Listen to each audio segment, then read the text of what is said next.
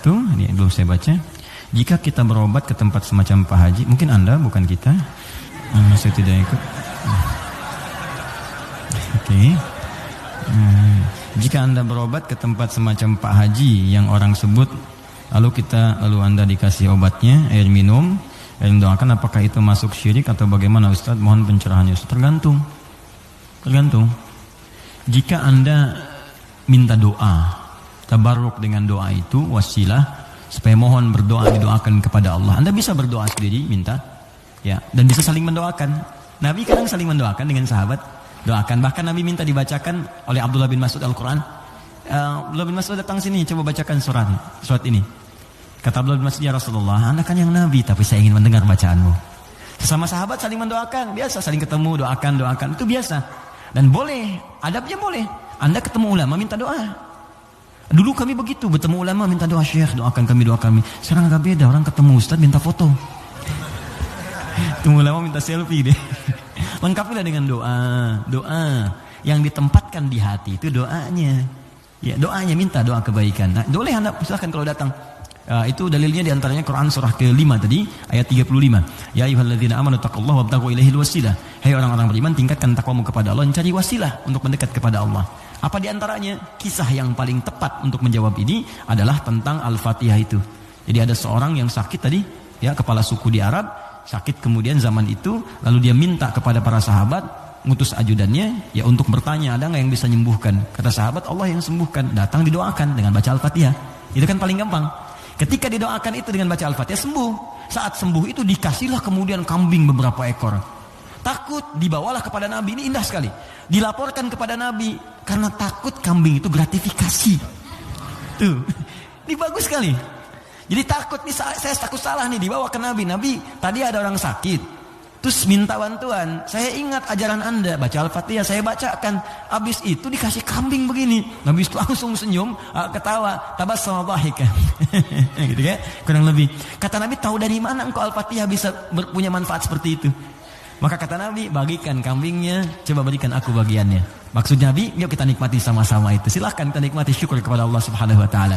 Ini artinya dalil yang membolehkan kita datang minta doa misalnya, ya, ke orang saleh, ulama. Tapi syaratnya kita pun berdoa dulu, minta sama Allah. Minta. Lalu Allah lebih senang kita minta kepada Allah dengan bahasa hati kita. Setelah itu kita berwasilah minta pada orang saleh yang baik, minta kebaikan, lalu dia doakan kepada kita semua. Jelas sampai sini? Baik. Kalau ada yang khusus semacam tertentu, ada pengaruh jin atau apa, biasanya dia diangkat tuh, mengangkat sesuatu yang bukan dari tempatnya. Ini bukan dari tempatnya, saya angkat, ini spidol, tempatnya bukan dalam gelas. Lalu saya angkat. Jin tempatnya bukan di tubuh kita angkat. Bahasa Arabnya raka, ya, raka yarka atau raka yaraki tarqiyatan wa ruqyatan, maka disebut ruqyah namanya. Terus ya, ada ruqyah. Ruqyah itu macam-macam, ada yang dengan bacaan saja. Ada yang dengan air misalnya, air terus diminum, ya. Ada yang dulu ruqyah terkenal sekali, orang soleh, dia sakit, punya anak sakitnya lumpuh semua. Nah begitu lumpuhnya orangnya baik sekali, kesolehannya nampak pada prasangka baiknya. Jadi semua yang datang prasangka baik aja. Malam-malam, Bu, bayangkan ada perampok datang tengah malam. Ini kisah ini sangat populer sekali. Perampok serombongan datang ke rumahnya. Karena prasangka baik ini dikira mujahid fisabilillah mampir. Dulu kan bukan kayak kita sekarang kan, rombongan mujahid dengan ini kan nggak kelihatan tuh. Malam-malam datang dikira mujahid.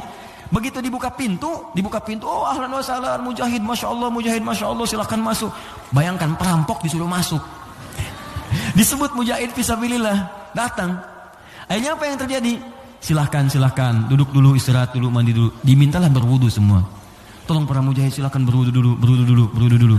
Ya, wudu supaya apa? Salah satunya ternyata di bawah keran itu dia simpan bejana untuk menampung air wudu mereka.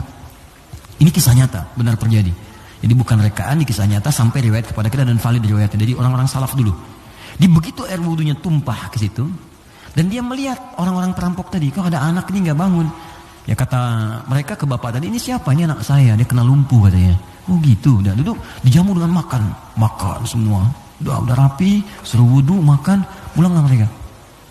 Nah, begitu pulang, ini yang menarik. Beberapa pekan kemudian datang lagi. Dibuka lagi yang mujahid, katanya masya Allah.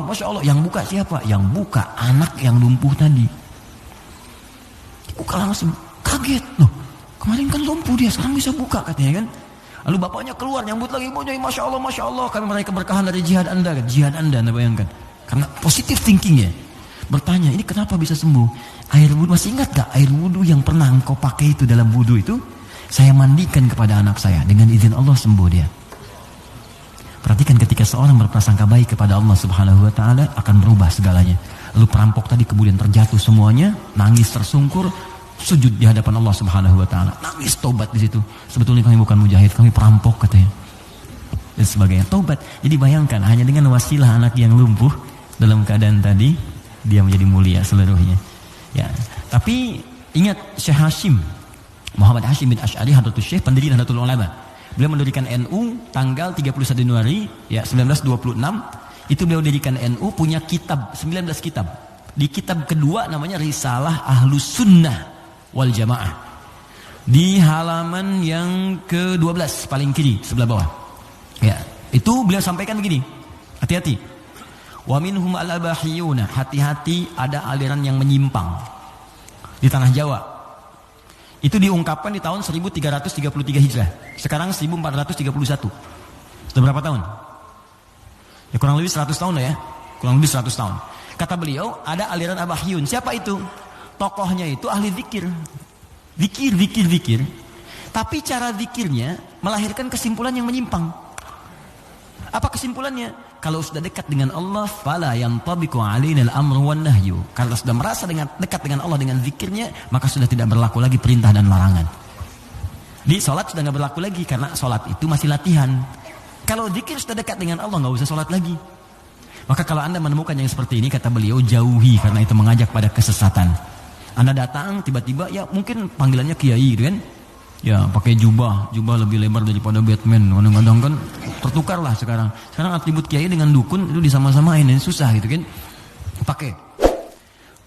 Datang, Anda konsultasi, nanya, Anda nggak tahu, karena nggak tahu, tiba-tiba waktu zuhur tiba, Allahu Akbar, Anda tanya, Pak Yai kok nggak sholat dulu kita? Adek ini, kalau Pak Yai fisiknya di sini, rohnya sedang sholat.